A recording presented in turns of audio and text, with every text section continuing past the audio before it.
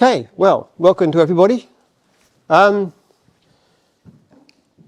the next few days, I hope to meet everybody who's here. Unfortunately, those of you who are long distance, I won't, but I would like to greet you. One thing I should say is that I tend to bite my nails. If I shake 120 hands, I'm going to end up very sick because I'll put your germs into my mouth. So what I would like to do with you is to fist bump you. Is that all right? So just like this, okay? Thank you. That's like that. Yeah, okay. Just a warning. Might seem a strange habit, but something we picked up during COVID, it's worked very well. Now, over the past few years, something very odd has happened. In the early days of gyms, like back in the 90s, it was not easy to find work. In fact, it was so difficult that we had teams of canvassers knocking on doors to try and drum up leads from my mowing guys, which is basically all we were in those days. In recent years, especially over the past decade, it's become easier and easier to find work, to the extent that in recent times, we've actually had an unusual problem which we never knew, which is unserviced leads. Like last year, we knocked back over 220,000 leads. That's people calling us up to say, we want work done, and we say, sorry, we've got no one to help you. Unheard of in the past. And this is not because we've actually done more advertising. In fact, in certain divisions, particularly mowing and fencing, we've actually cut back on the advertising. In some situations, even given back in total more than $1 million to our franchisees in various ways, because we can't spend the money because they're so busy year round. So this is a very strange change if you think about it. How many businesses do you know where you go to them and like 1 in 4 clients is saying, is being told, no, we can't look after you? But there has been one change that's taken place over those same years, which I believe explains it. And that is we've seen an improvement in customer service based on the very simple measure that the level of complaints have gone down dramatically from what they used to be. They're now, compared with pre-gyms days, they're now less than 1% of what they used to be. And even in the early franchise days, they're down by about 80%. We can measure these kinds of things. So customer service is the key to what makes gyms work. And it's also the key, one of the key things that will determine what you work. Now, one of the things about, we measure all the time how well you're doing. For example, one of the questions we're going to ask you in an annual survey, which you won't get because it's just going out right now, but every year we're going to ask you a question. How do you rate your income? We're not asking how much money you're making or how much you're turning over. We say, how do you rate your income? Good, satisfactory, poor. Now, in recent years, that's actually improved. It used to be something like 10 to 12% where franchisees were reporting poor income. Latest figures 8%, so it's improved a lot. Some divisions as low as 3 or 4%, very, very low. But that 8% of franchisees is not randomly distributed, because when you have a look at those and compare them with the levels of customer service, what you find is that top-ranking franchisees, only about 3% have report poor income. Of the franchisees in the lowest group in terms of customer service, something like 25%. It's not all by any means, but it's a lot more. Same on attrition rates. What's the likelihood you're going to be here, still a franchisee, in 12 months? Well, I'd love to say the answer was 0. By the way, does anybody know what proportion of people who go into an independent cleaning or gardening business, what proportion of those actually are likely to be there in 12 months' time? Has anyone looked it up? Have a look, Google up. You'll find the actual likelihood of an independent cleaning or gardening or similar business being in business 12 months is between 5 and 10%. With you, the chances are 88%. That's just statistically speaking. 12% of you will be gone in the next year. Now, either because you're not doing so well, or because you've got another job offer, or because of health reasons, or anything like that. But the interesting thing is the franchisees who leave in the first year tend to have much, much lower levels of customer service. Average star rating, which we'll talk about later in gyms, is around about 4.7 these days. Average person who leaves this rate's about 4.2. So not only does customer service relate hugely to the success of Jim's Group as a whole, it will have a huge impact on you as to whether you're likely to succeed. And this is why I choose to talk, might start, because I own the company, I will talk whatever I like. So I choose to start talking about customer service. So let's start talking about what customer service is.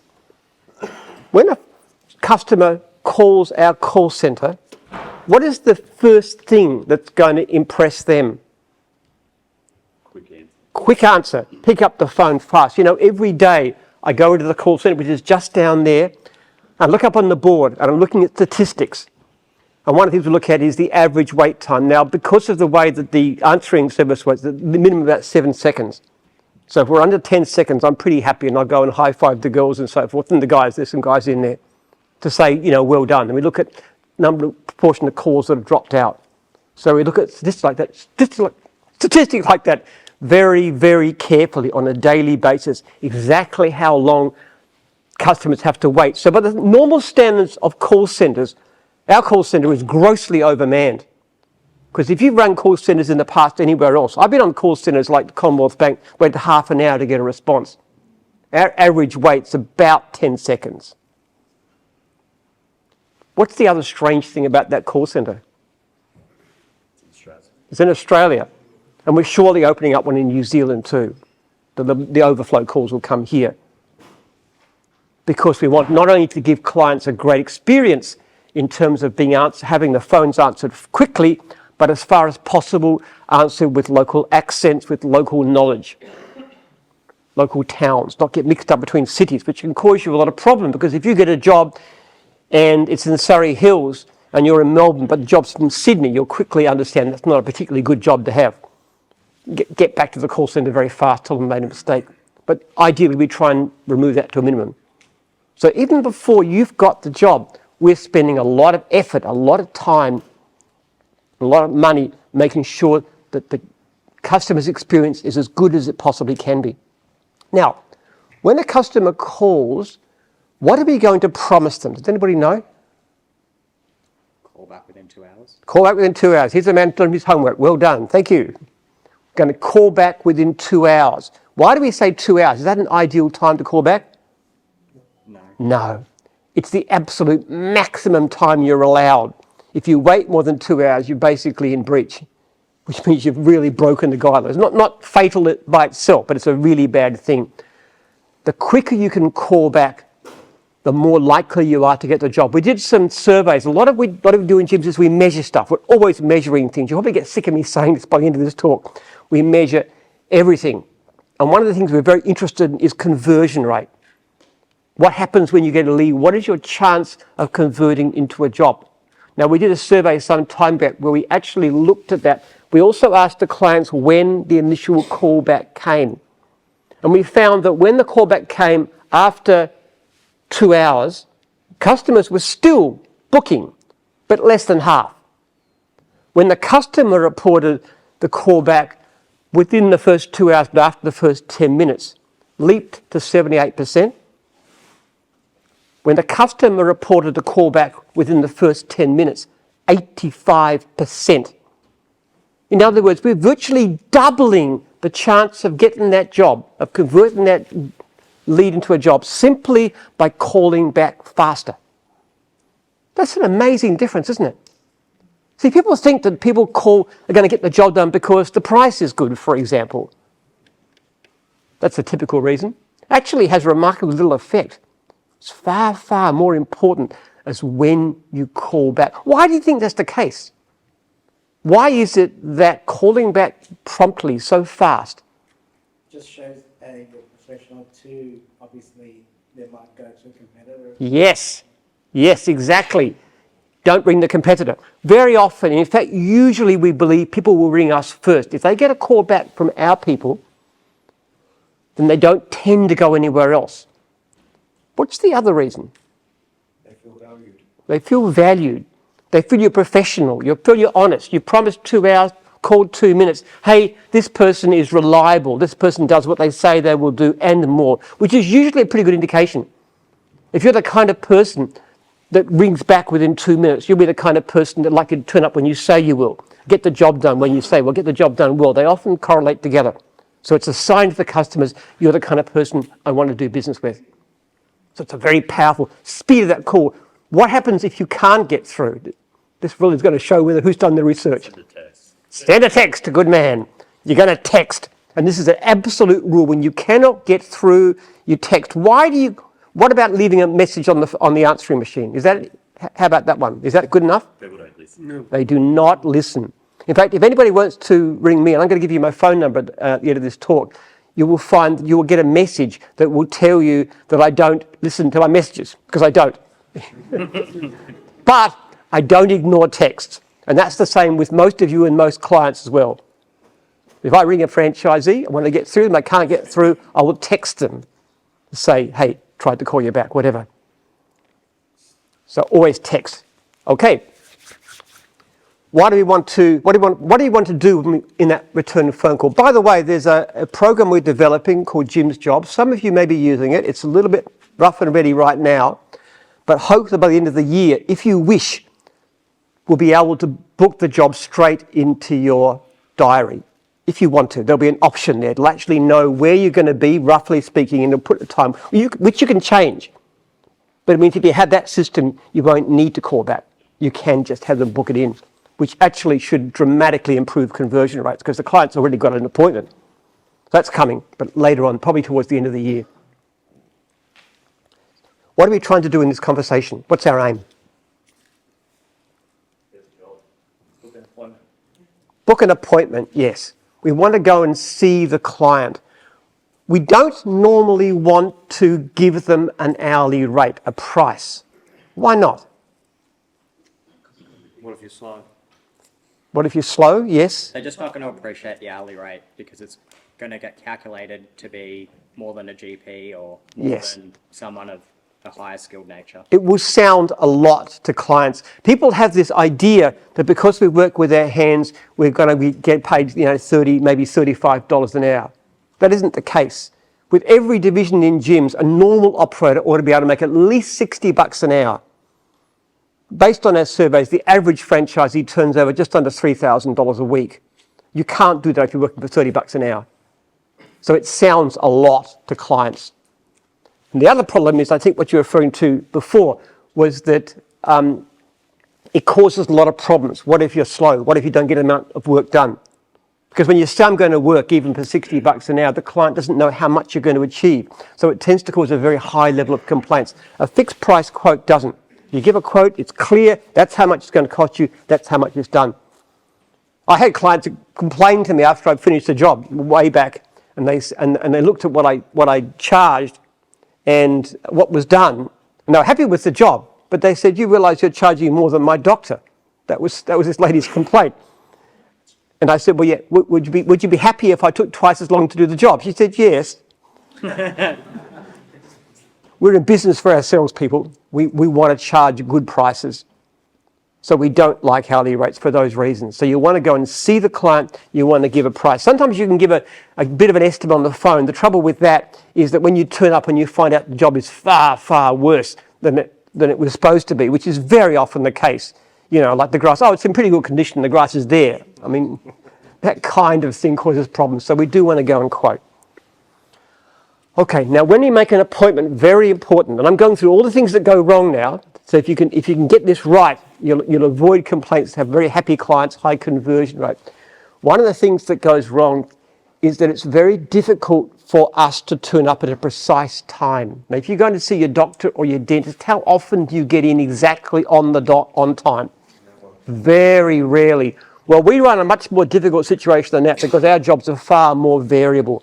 So you cannot be precise. You're never precise.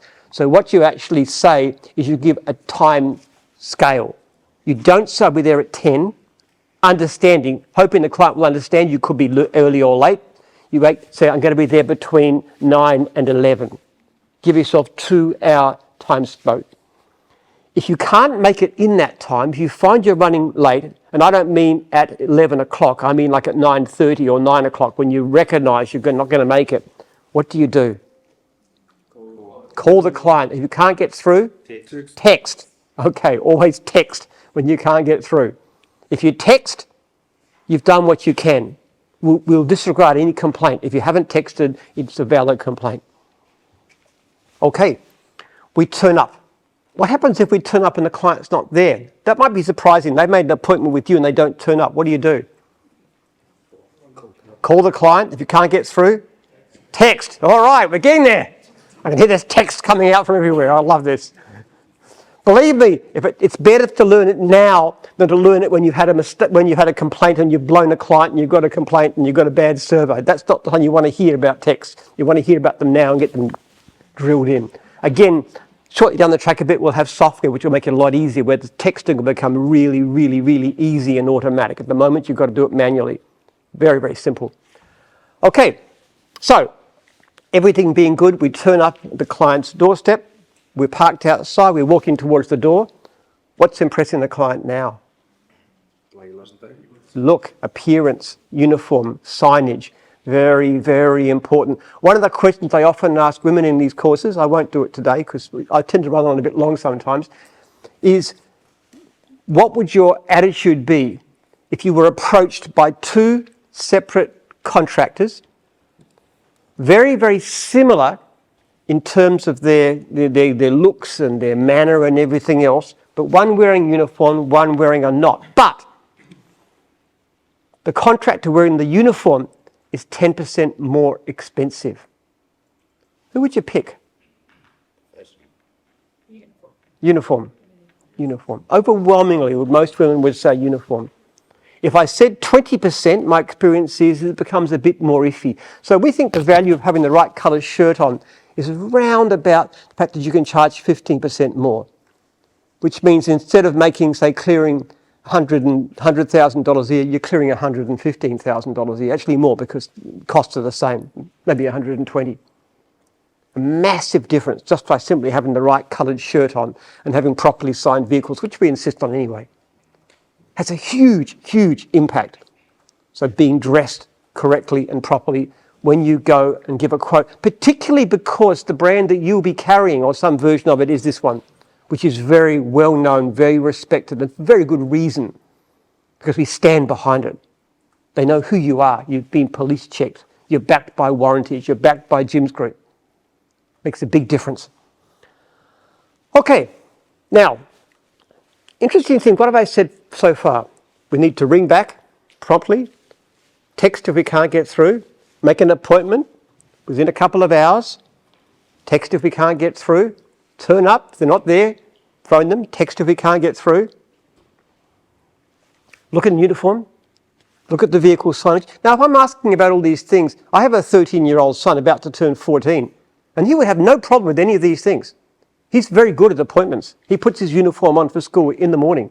He understands about returning the phone call. He's good at texting. This is 13-year-old stuff, people. And yet, would you believe that we have people, mature people, often with good job histories in the past, who fail because they don't do what a 13-year-old do, or at least they don't do it consistently. And it's tragic. It's horrible. There's nothing sadder than to see somebody fail. You never get over the angst of it. You never get used to it. But it's from doing these simple, simple things. And most complaints are not to do with quality of work. Even though people think they are, most are to do with very simple communication issues like these. We need to get these right. Once again, we've got software. We're spending something like $4 million a year developing software systems. With time, later on in the year, by early next year, we'll have systems that'll make it a lot easier to do the right thing. They'll remind you, they'll prompt you, they'll automatically do all kinds of stuff. It's coming. We're working on it. We want to help you with this, but you need to do your part. Okay, you've now faced the client. Now, in this situation, we're getting past what a 13-year-old do, because you've got to communicate with the client. You've got to show them that you are the kind of person that's going to look after them really, really well. You've got to impress them. You've got to understand what they want. You've then got to estimate how long it's going to take you, which will be difficult in the beginning. You'll pick it up pretty quick, mostly when you make shocking mistakes. I mean, when I first started doing rubbish removal, I wasn't very familiar. This is back in the 70s. And I saw I remember seeing a big pile of branches on the driveway. And I said, oh, that'll be so-and-so, put a price on it. And then I started digging down and there was concrete there. Listen, I was working for about $2 an hour for half the day. That was a really, really bad quote. But you know what? I learned to put my foot into a pile of rubbish after that. I never made the same mistake again. So you'll learn how to quote. You'll learn how long japes take you very quickly. And you'll develop that skill. But even when you give the quote, the way you give it can actually matter a great deal. For example, many years ago, my brother-in-law, actually ex-brother-in-law, used to be married to my wife's sister, wanted some trees taken down from his yard. And this was a big job, and the trees, some trees were quite near the house. So he said, I want a reputable company. I want somebody that, I've seen around the streets, I know that they're well established. I don't want some backyard or drop a tree on their house. Oops, sorry, scarper off, no insurance. Okay, so he chose 2 named companies, came and gave him a quote. Both jobs' quotes were over $1,000. Both were $10 apart. How did he choose? He showed me on the kitchen table the 2 quotes. One for a company called Complete Garden Care, A4 sheet with letterheads, so much with stumps, so much without. The other one, originally the guy gave it as a verbal quote. It'll be so-and-so. Then he wrote it down on the back of a business card. And that business card quote cost him a $1,000 job. Sad point about that, it was a Jim's Trees business card from a franchisee no longer with us. But just even writing the quote correctly. Think about it this time. We've done everything we can so far to make the client really want to use it. Is that right? Do you see that? Answer the phone call fast, recognizable accent, somebody easy to talk to. Promise a call back, somebody calls back, ideally within 2 minutes of the call. Makes an appointment, makes a time scale, turns up within that time. Dressed to the part, looks responsible, decent looking quote, communicates well, okay? We've done everything possible to actually try and convert that lead into a job. And now we're going to do something that may, in fact, should turn some clients off. It's the only thing we ever do that has the effect of turning clients off. What is it? This is the key to the way we think about everything. What are we going to do that could actually cause the client to say no, even though we want you to do it? Charge too much. Charge a lot. Charge a high price. I wouldn't say too much, because too much will lose you the job. But your conversion rate is a very good sign. If you are converting too many jobs, if you're getting too few knocked back, and you are busy, which most of you will be, if not initially, you will be within a few months. If you're not getting a significant number of knockbacks from clients, you are too cheap. And it's actually, sometimes franchisees complain about surveys where there's a price, too expensive. It doesn't affect their ratings for customer service. And they say they feel really bad about being criticised. It's not a criticism. I actually wrote back to a guy at the weekend, the same thing. He was complaining about the survey. I said, it's not a bad thing. You've got a fantastic rating. You're a 5.0. It's the best you can possibly be. The fact is, the matter, getting some price knockbacks is a good sign. It means that you're charging properly. See, there's a very key principle behind the way we think about business. We are not cheapest chips. Has anybody heard of cheapest chips? Yeah, we are not cheapest chips. That's not our market. In fact, I had not a franchisee, I had somebody who actually emailed me directly, and he said, look, I really want a service done, but I haven't got very much money, and I want to get a really good deal on it. And I said, okay, there's a company I can recommend you to. It's called High Pages. You ring them, you'll get, or you actually don't ring, you book online, you'll get 5 different quotes, and you can choose the cheapest. All right? That's their market. It's not ours. We're interested in the quality market for people who want great service, reliable service, quality job, reliability, conscious. We want to give great service, but we charge for it. And your aim, as I said before, is to make at least $60 an hour on every job. Now, you'll hear some stories, particularly tomorrow morning with Dan Carl, about people who are charging double and treble that. And you'll see people in your own regions that you'll meet at meetings who are charging a lot more than that. And they'll tell you their hourly rates, they'll tell you how they get them. But we are not cheap as chips. We want you to give fantastic service. We want you to bowl the clients over with great service, but we want you to charge a very good price for it. And you know what? There are some occasions when I will advise a franchisee to lower their prices. The franchisee is fairly new, getting a lot of knockbacks, not having enough work, complaints from clients that he's charging 3 times anybody else. And I will say to them, in these rates, you really need to moderate your pricing. You're charging too much. But do you know what? I have the opposite conversation where I tell a franchisee that you're really not charging enough. And you know what? It's about 20 to 1. I'm far, far more likely to encourage franchisees to raise their prices than I am to get them to lower them. We are the elite service. We are gyms. We are not high pages. We are not cheap as chips. Does that make sense? Because this is the way that you're going to make great money. Believe me, the cheap end of the market is not worth having. It's garbage. We had a guy who actually, he decamped to one of our competitors.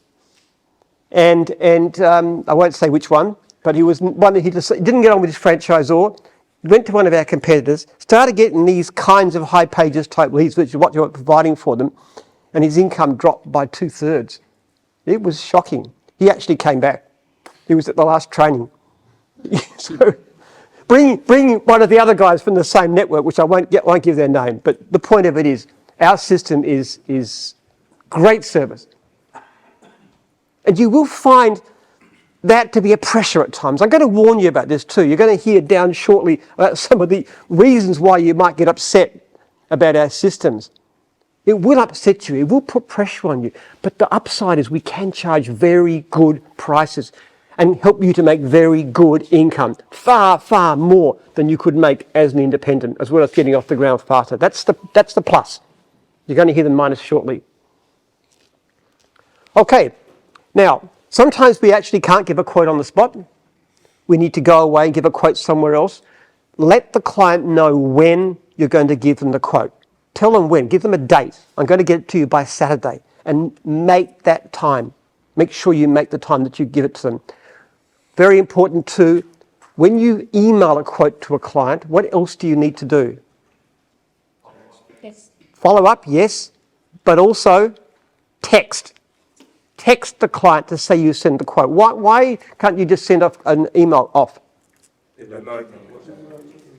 Emails go straight all over the place. They go to spam filters, the email address is wrong. And I might say it's most often wrong when a client puts their own email in on an online form.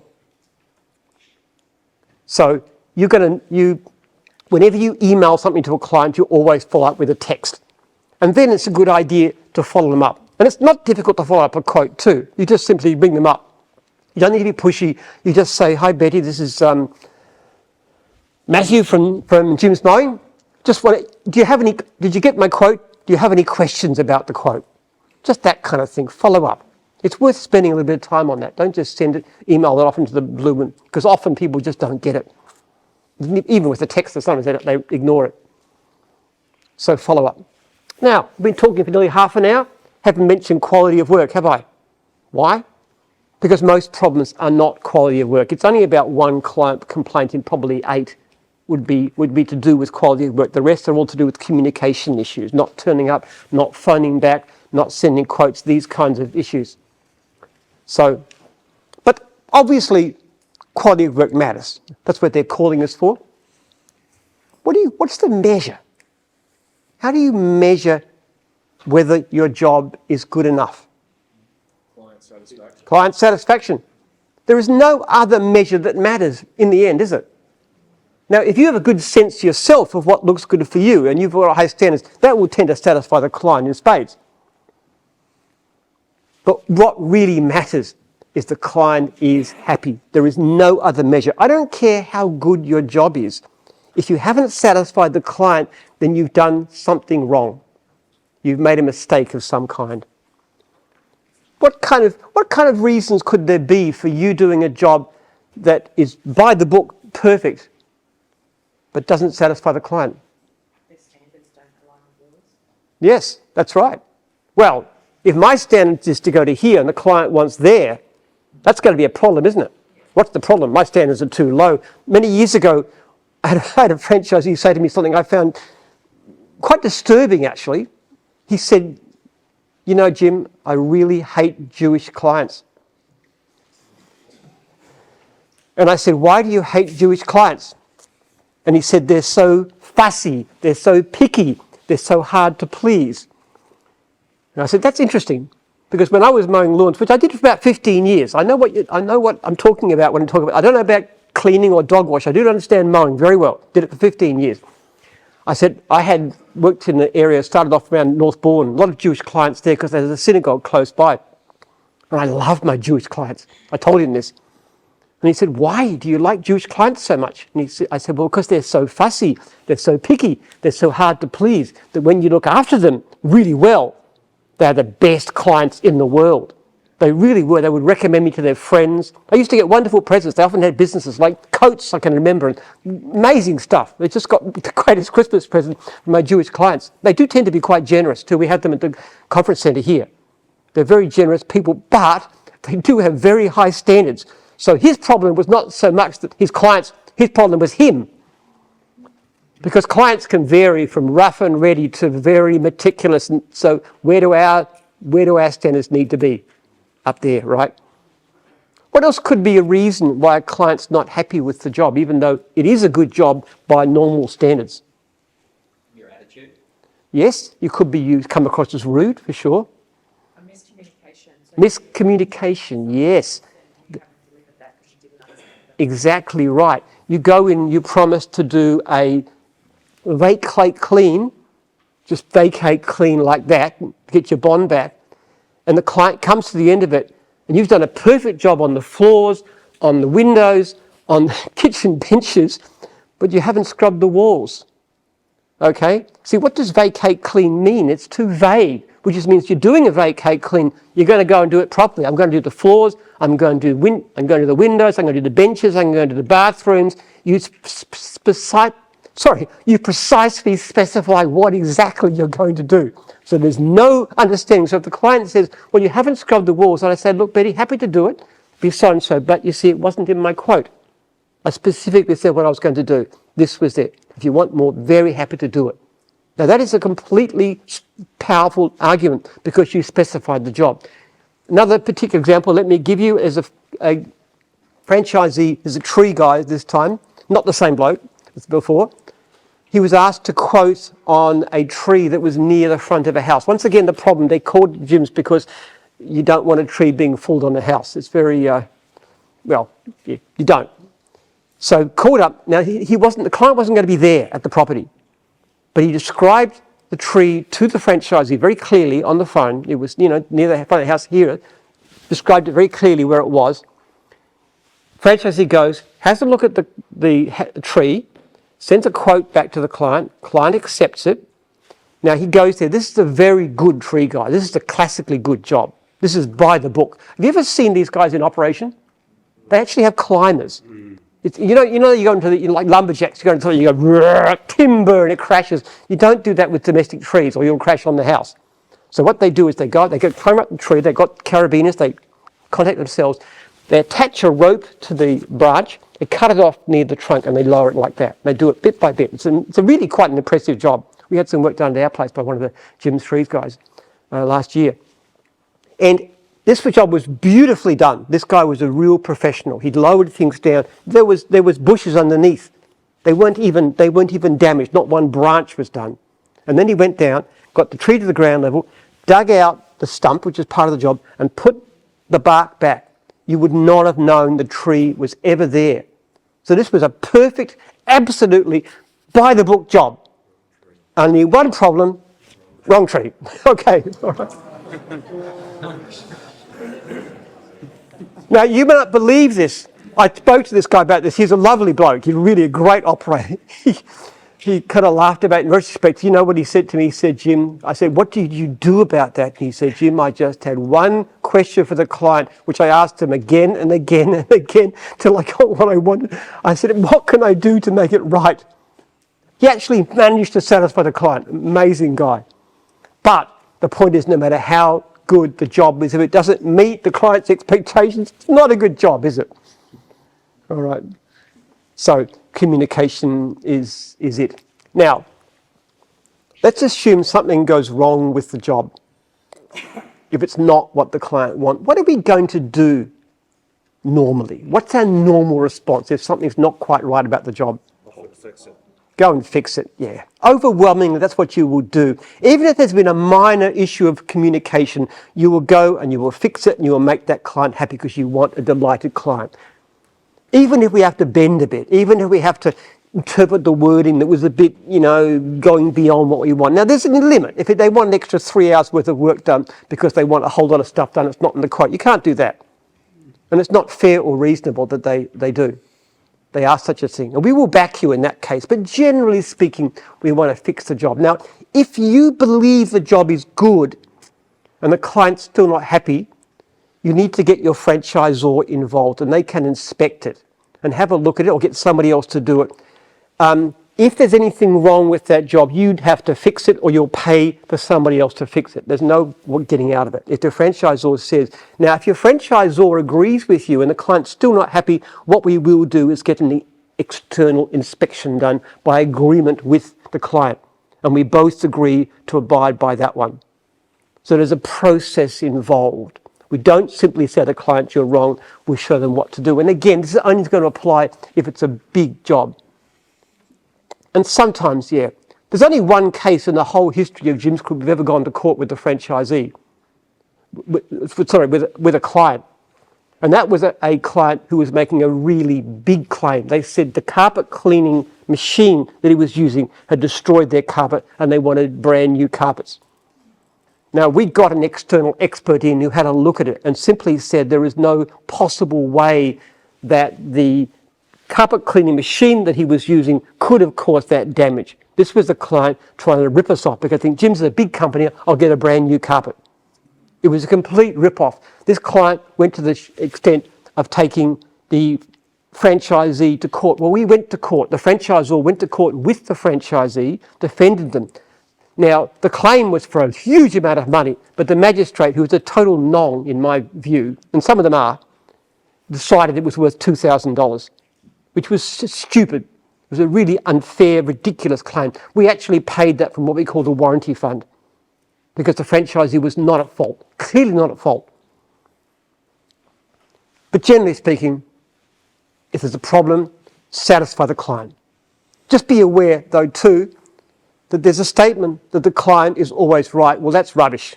That's absolute garbage. Some clients are complete rip-off merchants and we don't abide by that. If you are totally in the right, if we know you're in the right, we will back you absolutely. And we do this not often.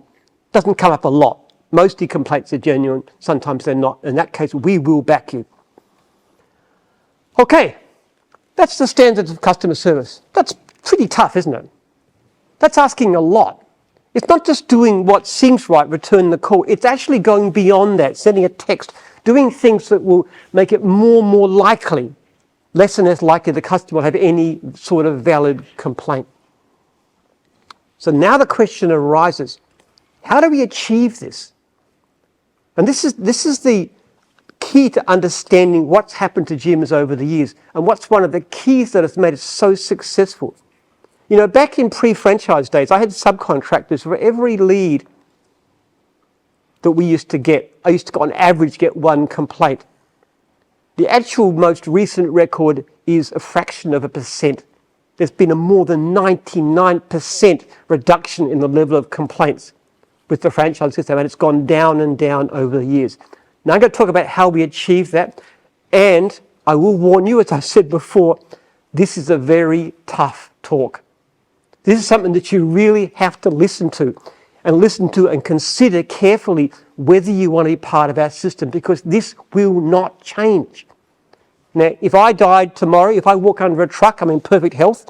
But if I did, somebody else took over, they might change it. As long as I'm around, and I expect to be around for at least the next 20, 25 years, that's what Google tells me I'm going to live. This will not change. This will not become easier. Please listen to me what I say. If you have problems about this down the track a bit, and you write to me and you expect it to be changed, to be modified, to be softened, I'm going to send back to you a copy of this particular talk, and I'm going to invite you to leave it because you knew about this before you started. Is that clear? Yep. Yeah. This is not going to change. It's not going to become easier. Okay, how do we achieve customer service? What do we do? Now, there's something that you're not probably going to get. but I'm going to ask you anyway, just in case anybody really bright, because there are pretty good answers around here this morning.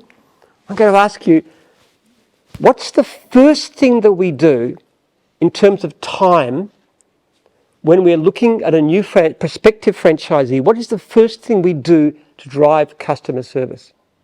What is the first thing that we do as franchisors? Advertising. Sorry? Advertising. To actually ensure good customer service, what's the first thing that we do? Do trainee days. Training is good, but it's not the first thing. What's the first thing we're going to do? Even before you've been here, what have we done? Interview. What are we looking for? Right people. Thank you. Good answers. I'm glad you got that. Most people don't.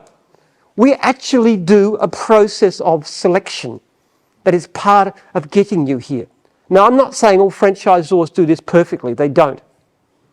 But it's a very important step for us, is to actually interview you, talk to you, and find out whether you've got what it takes to give great customer service. Let me give you an example. This happened a couple of years ago. A lady rang me up. She had a problem with a contract for a franchise. And I started asking a question. It wasn't going through correctly. So she had my number. She actually called me. This is somebody who'd been to training. Actually, not her, but her son had. And I found out that she was buying a franchise on behalf of her son. Her son was in his early 20s, and she was buying her son a job because he couldn't find a job. My immediate response to her is that we will not be selling you a franchise. Why? Because sorry? Handed it to her. Well, that was one of the reasons. The fact that she was buying it for her son, the fact that he was that young, and the fact that he couldn't find a job all said to me, this kid is not going to give great customer service. It was so obvious. Now, she got really upset at me. Really, really upset. She said, I wish I'd never called you. I wish I'd never called you. And I said, this is the best thing you ever did. She said, what do I do? I said, there's some franchisees in your area who are completely overloaded with work, which they were. It's commonly the case. I said, what if I arrange for your son to go out with a couple of these guys and then work with them? He went out on the road. Can you guess what happened? He was hopeless.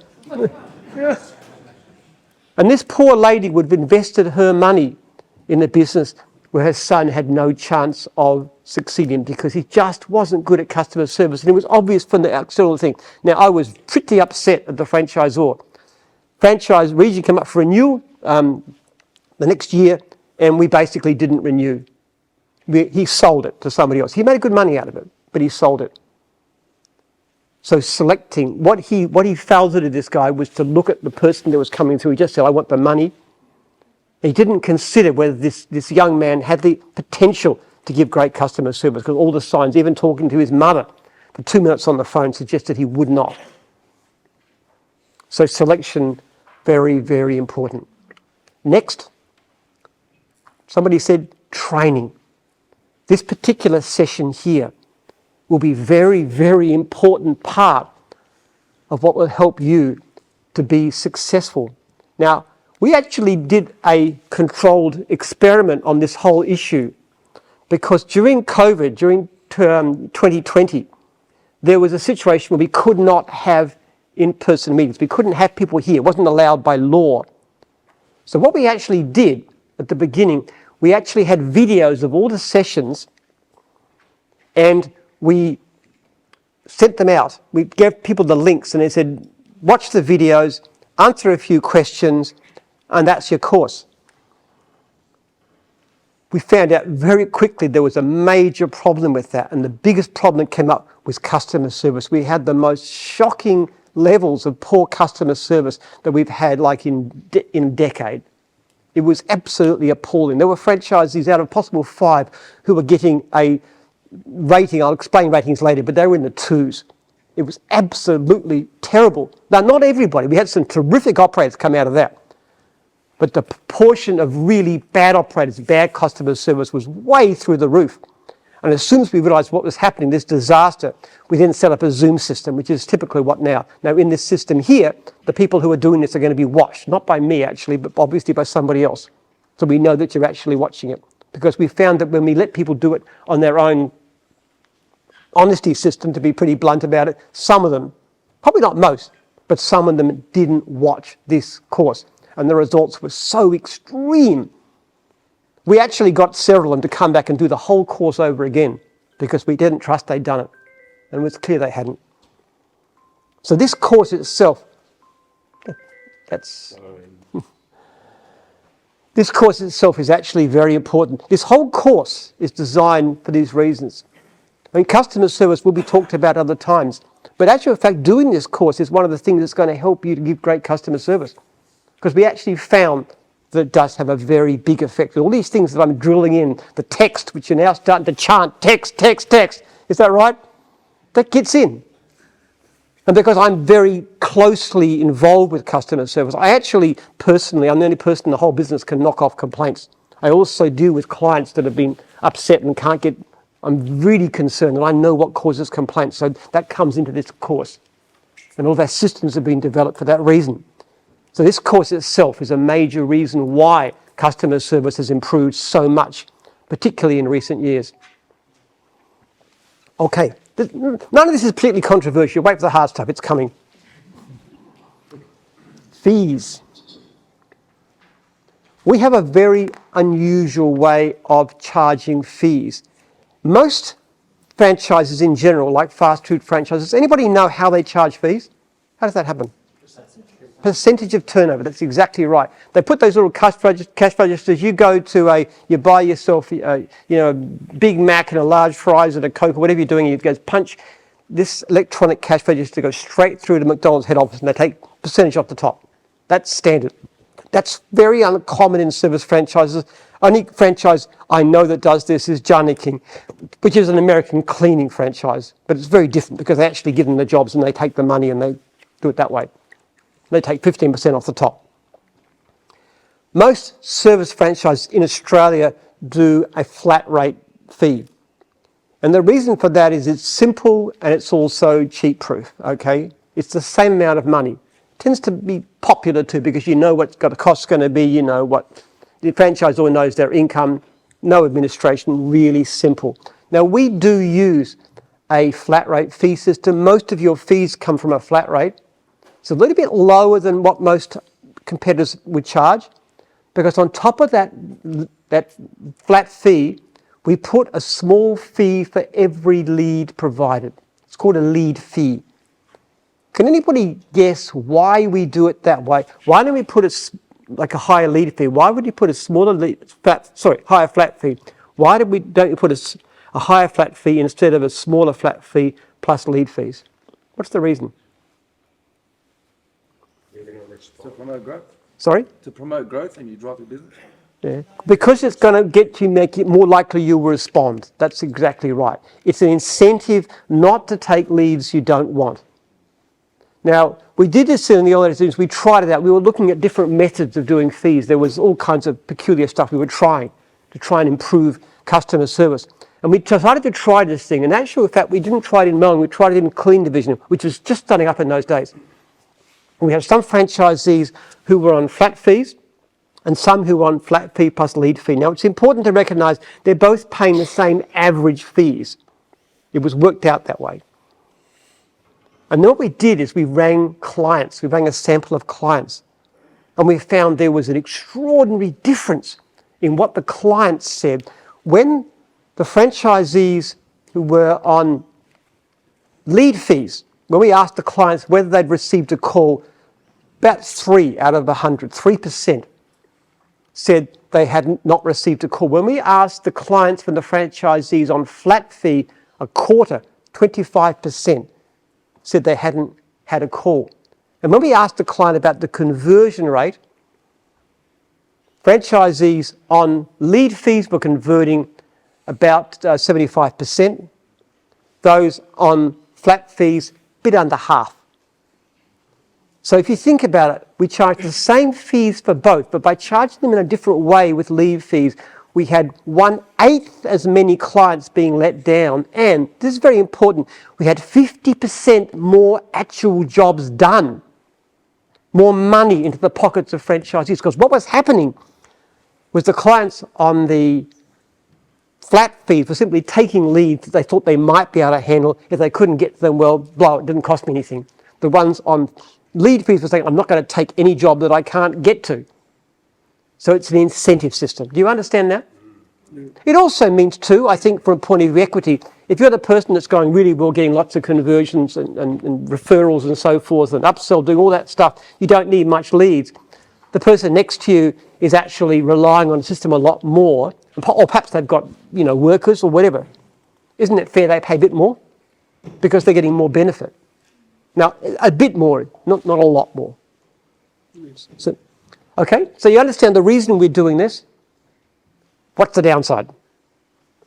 Because I tell you that there's very little that gets franchisees more upset than lead fees. What's the downside? Why would you get upset? Because if it doesn't convert, and it can't convert, the client changes their mind. You can't reach the client. We had one franchisee just recently who was complaining he was getting all these bum leads, clients unreachable. Strange thing is when the franchisor ran the client still wanted service. So he just wasn't trying hard enough. The point of it is, you are going to get leads though that you cannot convert. It's an absolute certainty you will get leads that are just completely bum leads. Now, if they're wrong leads from the point of view that they're in the wrong city or totally the wrong service, that's okay. You hand them back and you'll get the lead fee taken off.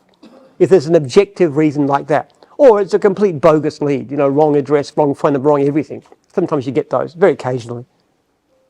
But generally speaking, a lead is a lead is a lead. We take off automatically 15%, most divisions.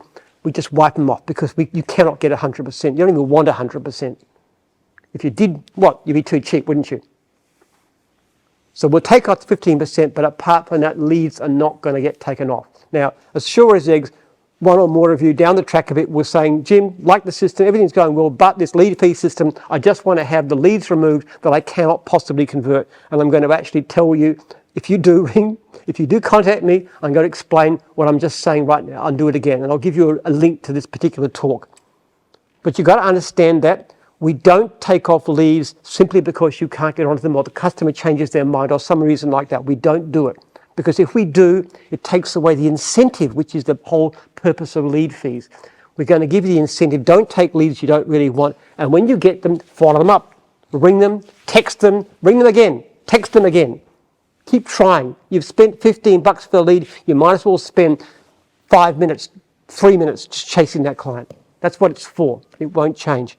But I will predict you will get upset about this particular system. Everybody does at times because you paid for a lead you don't get. Do you understand the reason why we do it? It does drive customer service. And by doing so, it actually means that you would like it to be successful and your fellow franchisees would like to be successful because it will drive us to look after customers really, really well. But sometimes it's going to hurt. What else is going to hurt? Let's talk about the complaint system. And this really can be tough. There are people who are franchisees who leave because of this system, because they find it it's very tough. It's very hard. It can be very upsetting sometimes. I've had people say that it causes mental health issues. They can't sleep at night. And they get these kind of responses, and there's all these pressures at times to relieve on this. But this complaint system I'm going to refer to you is the single main reason, I believe, why our levels of leads have risen so much in recent years. And it works like this. We are going to send a message, a text survey to your clients 10 days after the lead comes in. Now, in the future, when we've got more access to your diaries, if those of you who want us to have it, we'll actually tailor it. We'll send it after you do the job, for example. We won't wait for 10 days. If you've got a quote not due to come in, we'll wait till the quote's been done. But at the moment, it's 10 days. We're going to ask the clients a very simple series of options. Is your service good, which is a G? Is it bad, which is a B?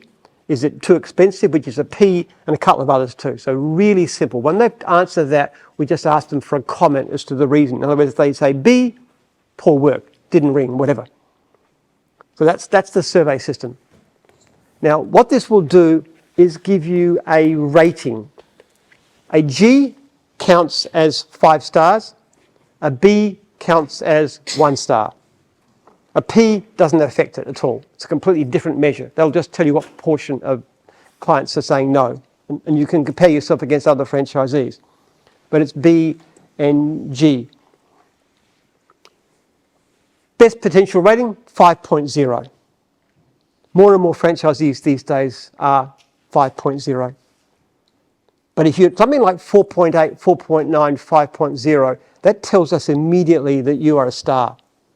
And the first thing I will do, if I talk to any of you on the phone or send by email, I would check your rating. If you've got a good rating like that, it tells me you're definitely a very, very good operator. And that affects a lot of things, the way we consider you, the way we even consider a complaint, for example. If you've got a great rating overall, and you've got a history of doing good jobs, we'll tend to be a lot more likely to give you credence in whatever you say. So ratings matter a great deal. On the other hand, if you've got a rating which is bad, like 4.4, 4.3, 4.2, or heaven forbid, something in the threes, that's a serious problem. So ratings matter a lot. In fact, if you've got a high rating, we'll actually knock off a certain number of complaints a year, up to 2, if you've got a 4.8 and above. So the ratings is one thing. And the other thing is we actually monitor numbers of complaints. And there's a simple measure.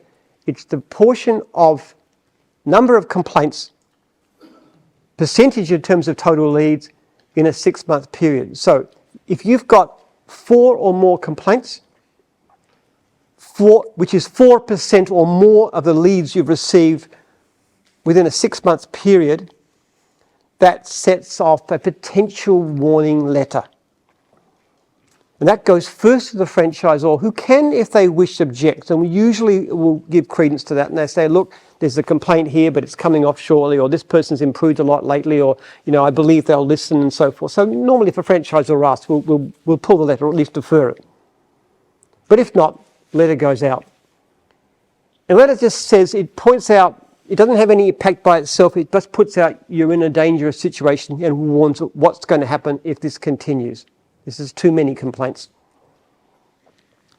Then, if nothing happens over the next 6 months, it's all wiped out. We don't look back more than 6 months. That's all gone. Forget about it. But if in the next 6 months, or within the next 6 months, the same thing happens for at least 4 complaints, 4% of total leads, again, check with the franchisor. But if they approve, second letter goes out. This is a lot more serious. This is a breach notice. This is telling you that you are in breach of the contract and you will get no more leads until you've done an online customer service training course, which costs $250. It's online, they're done weekly. And that goes through in great detail, the kind of stuff we're talking about today. And then your franchisor will be there coaching you, because this is really your last chance. Every complaint after that stage comes back to me personally. And I will look at it, and then I will discuss with the franchisor what, if anything, needs to be done. If the complaints continue, and even one more complaint can do it at this stage, because it's really you're on notice. But if it's a clearly serious, bad complaint, you can either have your work completely stopped or you can be terminated. This doesn't happen very much, but it does happen. Because most complaints actually come from a minority of franchisees.